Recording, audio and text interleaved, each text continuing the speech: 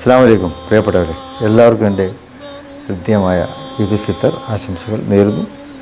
ഒരു മാസക്കാലത്തെ പവിത്രമായ രാപ്പകലുകൾ നോമ്പനുഷ്ഠാനത്തിൻ്റെയും അതുപോലെ തന്നെ സൽക്കർമ്മങ്ങളുടെയും ദാനധർമ്മങ്ങളുടെയും ദീർഘമേറിയ നമസ്കാരങ്ങളുടെയും എല്ലാം ദിനരാത്രങ്ങൾ പിന്നിട്ടുകൊണ്ടാണ് നമ്മൾ ശവ്വാലിലെ ആദ്യ ദിവസം ഈദുൽ ഫിത്തർ എന്ന പെരുന്നാൾ ദിനത്തിലേക്ക് കാലെടുത്ത് വെച്ചിട്ടുള്ളത്. എല്ലാവർക്കും പെരുന്നാളുണ്ട്. ഓരോ സമൂഹത്തിനും അവരുടേതായിട്ടുള്ള പെരുന്നാളുകളുണ്ട്, ആഘോഷങ്ങളുണ്ട്. മുസ്ലിം സമൂഹത്തെ സംബന്ധിച്ചിടത്തോളം നമ്മുടെ രണ്ട് ആഘോഷങ്ങളാണ്, ചെറിയ പെരുന്നാളും വലിയ പെരുന്നാളും. ഈ രണ്ട് ആഘോഷങ്ങളിലും ചെറുപ്പ വലുപ്പ വ്യത്യാസമില്ലാതെ എല്ലാവർക്കും ആ ആഘോഷങ്ങളിൽ പങ്കാളിത്തം ഉണ്ടായിരിക്കണം. ഉള്ളവർക്ക് മാത്രം ആഘോഷത്തിൻ്റെ പൂർണ്ണിമയും പട്ടിണിയും ദാരിദ്ര്യവും അനുഭവിക്കുന്നവർക്ക് പേരിന് മാത്രവും ആഘോഷം എന്നതല്ല ഇസ്ലാം മുന്നോട്ട് വെക്കുന്നത്. മറിച്ച് എല്ലാവരും ഒരേപോലെ സുഭിക്ഷതയോടെ ആഘോഷത്തെ കഴിച്ചു കൂട്ടണം. ആഘോഷത്തിൻ്റെ ഭംഗി എല്ലാവർക്കും ആസ്വദിക്കുവാൻ സാധിക്കണം. ഈദുൽ ഫിത്തർ അത് തന്നെ അതിൽ പ്രത്യേകമായിട്ടുള്ള ഫിത്തർ സക്കാത്ത് ഈദുൽ ഫിത്തറിൻ്റെ പ്രത്യേകതയാണ്. പാവപ്പെട്ടവർക്ക് അവരുടെയും പെരുന്നാളുകൾ വിഭവസമൃദ്ധമായിരിക്കണം എന്ന ഉദ്ദേശ ലക്ഷ്യങ്ങളോടെയാണിത്. അപ്പോൾ ആ ഫിത്തർ സക്കാത്ത് കൊടുത്തുകൊണ്ട് എല്ലാവരെയും ഈ ആഘോഷത്തിലേക്ക് ചേർത്ത് പിടിക്കുവാൻ നമുക്ക് കഴിയണം. മറ്റൊരു ആഘോഷം ബലിപെരുന്നാളാണ്, ഹജ്ജിനോടനുബന്ധിച്ചുള്ള ബലിപെരുന്നാൾ. ആ പേര് സൂചിപ്പിക്കുന്നത് പോലെ തന്നെ ബലി അറുത്തുകൊണ്ട് ആ മാംസത്തെ പാവപ്പെട്ടവർക്ക് വിതരണം ചെയ്ത് അവിടെയും സുഭിക്ഷത ഉറപ്പുവരുത്തുക എന്നുള്ളതാണ്.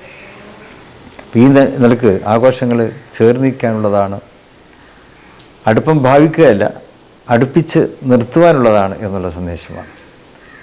ഒരു മാസത്തെ കഠിന വ്രതമാണല്ലോ എല്ലാവരും, അതിലൊക്കെ ഇടപെട്ടു.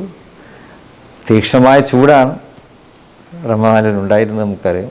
പക്ഷെ അതിലൊക്കെ നമുക്ക് വിശ്വാസത്തിൻ്റെ ബലം കൊണ്ട് അതിലൊക്കെ നമുക്ക് അതിജീവിക്കാൻ കഴിഞ്ഞു. ആഘോഷത്തിലും നമ്മൾ ഏറെ ചിന്തിക്കുന്നതും ഏറെ ആശ്വസിക്കുന്നതും എന്താണ്? ആഘോഷത്തിൻ്റെ ദിനങ്ങളിലും നമുക്ക് പ്രാർത്ഥനകളുണ്ട് എന്നുള്ളത് തന്നെയാണ്. ആഘോഷങ്ങളിലെ ദിനങ്ങളുടെ പ്രാർത്ഥനയ്ക്ക് പ്രത്യേകമായിട്ടുള്ള ഉത്തരവുമുണ്ട് എന്ന് നമ്മൾ വിചാരിക്കുന്നു, നമ്മൾ മനസ്സിലാക്കുന്നു. അപ്പോൾ ആഘോഷങ്ങൾ നമ്മുടെ പ്രാർത്ഥനയ്ക്കുള്ളതാണ്, തേടുവാനുള്ളതാണ്, അള്ളാഹുവിനോട് നമ്മുടെ പ്രയാസങ്ങൾ പറയുവാനുള്ളതാണ് ആഘോഷം. ആ ആഘോഷ ദിനങ്ങളിലും അള്ളാഹു നമുക്ക് ഉത്തരം നൽകുന്നു. നമ്മുടെ പ്രയാസങ്ങൾ ദൂരീകരിച്ചുകൊണ്ട് നമുക്ക് മുന്നോട്ട് പോകുവാൻ സാധിക്കുന്നു. ഇപ്പോൾ നമ്മൾ കേരളത്തിൽ സാമൂഹികമായിട്ടുള്ള ചുറ്റുപാടുകളൊക്കെ വളരെയേറെ സമാധാനപരമാണ്. ജാതിമത ഭേദമേ എല്ലാവരും ഇവിടെ സ്നേഹവും സാഹോദര്യവും ഒക്കെ പ്രകടിപ്പിച്ചുകൊണ്ട് തന്നെ അല്ലെങ്കിൽ ഉൾക്കൊണ്ടുകൊണ്ട് തന്നെ ജീവിക്കുന്നു.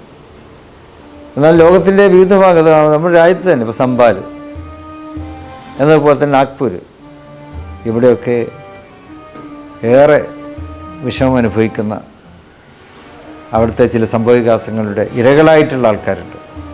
അക്രമികൾ അവർ അഴിഞ്ഞാടുന്നു. അപ്പം അങ്ങനെയുള്ള പ്രദേശങ്ങളിലെ ആ പാവപ്പെട്ട ഇരകൾക്ക് വേണ്ടി നമുക്ക് പ്രാർത്ഥിക്കാം, അവരെ അതിനു വേണ്ടി രക്ഷപ്പെടുത്തുന്നതിന് വേണ്ടി പ്രാർത്ഥിക്കാം.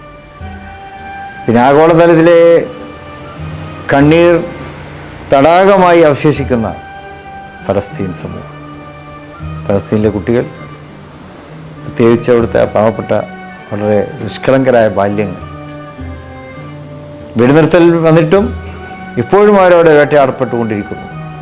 ആ കുട്ടികളും അവിടുത്തെ വൃദ്ധന്മാരും സ്ത്രീകളും പുരുഷന്മാരും ബോംബുകൾക്ക് ഇരയാകുന്നു, പീരങ്കികൾക്ക്, മിസൈലുകൾക്ക് ഇരയാകുന്നു. ഈ ആഘോഷ ദിനത്തിലും നമുക്ക് അവർക്ക് വേണ്ടിയും ദ്വാരക്കാനുണ്ട്, അവർക്ക് വേണ്ടിയും പ്രാർത്ഥിക്കാനുണ്ട്. ആ ഫലസ്തീൻ്റെ നിഷ്കളങ്ക ബാല്യങ്ങളെ, അവിടുത്തെ പാവപ്പെട്ട സമൂഹത്തെ ഇസ്രായേലിൻ്റെ അക്രമങ്ങളിൽ നിന്നും അല്ലാഹുവേ നീ കാത്തുരക്ഷിക്കണമേ എന്ന് പ്രാർത്ഥിക്കാനുള്ളൊരു വേള കൂടിയായിട്ട് പെരുന്നാളിനെ നമുക്ക് കാണേണ്ടതുണ്ട്. എന്നപോലെ തന്നെ പെരുന്നാളിൻ്റെ ദിനത്തിൽ നമ്മളെല്ലാവരും കൂടിയിരിക്കുന്നവരാണല്ലോ, കൂടിയിരിക്കാനാണല്ലോ പോകുന്നത്. പെരുന്നാളത്തിന് കൂടിയിരിക്കുന്ന ഇടങ്ങളുണ്ട്, അതുപോലെ തന്നെ പള്ളികളുണ്ട്, വീടുകളിൽ തന്നെ സൗഹൃദ സദസ്സുകളുണ്ട്. അവിടങ്ങളിലൊക്കെ തന്നെ പുതിയ കാലഘട്ടത്തിലെ ചില ഭീഷണികളുണ്ട്. സമൂഹം നേരിട്ടുകൊണ്ടിരിക്കുന്ന അരുതായ്മകൾ, അതിനെതിരെ ശക്തമായിട്ടുള്ള മുന്നറിയിപ്പ് കൊടുക്കാനും ഈ ആഘോഷവേളയിൽ നമുക്ക് സാധിക്കും. ലഹരിയുടെ ഒരു വലിയ വ്യാപനം ഇപ്പോൾ അതാണല്ലോ പൊതുവെ നമ്മൾ കൂടുന്നിടത്തൊക്കെയുള്ള ചർച്ചാ വിഷയം അതാണ്. അപ്പോൾ ആ ലഹരി വിരുദ്ധ ക്യാമ്പയിനുകൾ കുറേ കൂടി സജീവമായി നമ്മൾ നടത്തണം. നോമ്പിൻ്റെ തിരക്കും നോമ്പിൻ്റെ പ്രത്യേകതകളൊക്കെ കഴിഞ്ഞല്ലോ. ഇനി നമുക്ക് മഹല്ലുകളിൽ പ്രത്യേകമായിട്ടുള്ള പരിപാടികളൊക്കെ സംഘടിപ്പിച്ചുകൊണ്ട് ലഹരി വിരുദ്ധ ബോധവൽക്കരണ പ്രവർത്തനങ്ങൾ നമ്മൾ കൂടുതൽ സജീവമാക്കണം, കൂടുതൽ ഊർജിതമാക്കണം. മഹല്ലുകളിൽ തന്നെ ഒരു കാവൽ സംവിധാനം നമ്മൾ ഉണ്ടാക്കണം. മഹല്ലുകളുടെ മുക്കിലും മൂലയിലും റോഡരികിലും പാലത്തിൻ്റെ ചോട്ടിലും ഏതെങ്കിലും ഒഴിഞ്ഞു കിടക്കുന്ന പീഡികത്തിണ്ണകളിലും അവിടെയൊക്കെ ഇതിൻ്റെ വ്യാപനങ്ങൾ വരുന്നുണ്ടോ എന്ന് നമ്മൾ പരിശോധിക്കേണ്ടതുണ്ട്. ഇരുളിൻ്റെ മറവിലായിരിക്കാം പലപ്പോഴും ഇതിൻ്റെ വിനിമയങ്ങൾ നടക്കുന്നത്.